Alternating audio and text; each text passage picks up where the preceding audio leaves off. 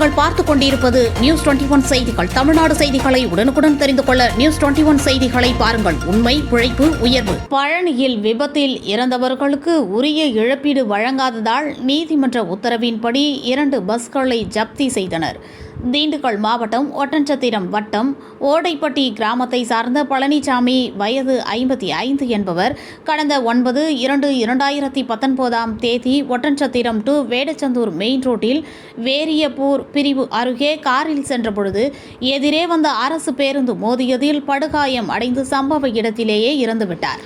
இறந்து போன பழனிசாமி இறப்பதற்கு இழப்பீடு கேட்டு அவரது மனைவி மயிலாத்தாள் மற்றும் அவரது மகள் சரண்யா, மகன் அருள்செல்வன் ஆகியோர் பழனி கூடுதல் மாவட்ட நீதிமன்றத்தில் இழப்பீடு மனு தாக்கல் செய்திருந்ததில் இருதரப்பு விசாரணைக்கு பின் கடந்த 8/4/2024 அன்று மனதாரர்களுக்கு இழப்பீடாக 25,285,000 இழப்பீடு வழங்கி மாண்புமிகு கூடுதல் நீதிபதி உத்தரவிட்டிருந்தார்.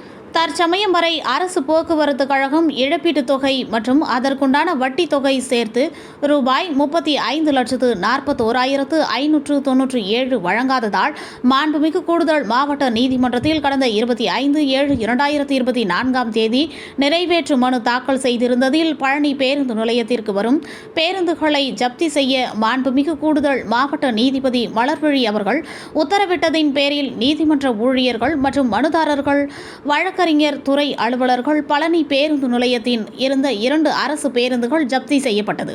நியூஸ் 21 செய்திகளுக்காக திண்டுக்கல் மாவட்ட செய்தியாளர் பாலமுருகன்.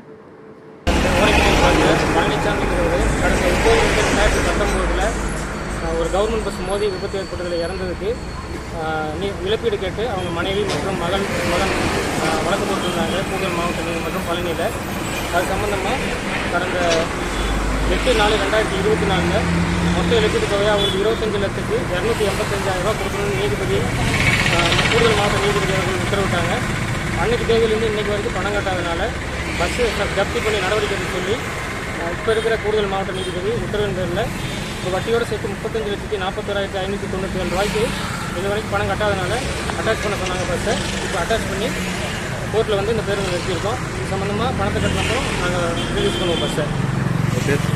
நான் வழக்கறிஞர்கிட்ட இழப்பீடு கேட்டு மனு தாக்கல் செஞ்ச வழக்கறிஞர். ஓகே.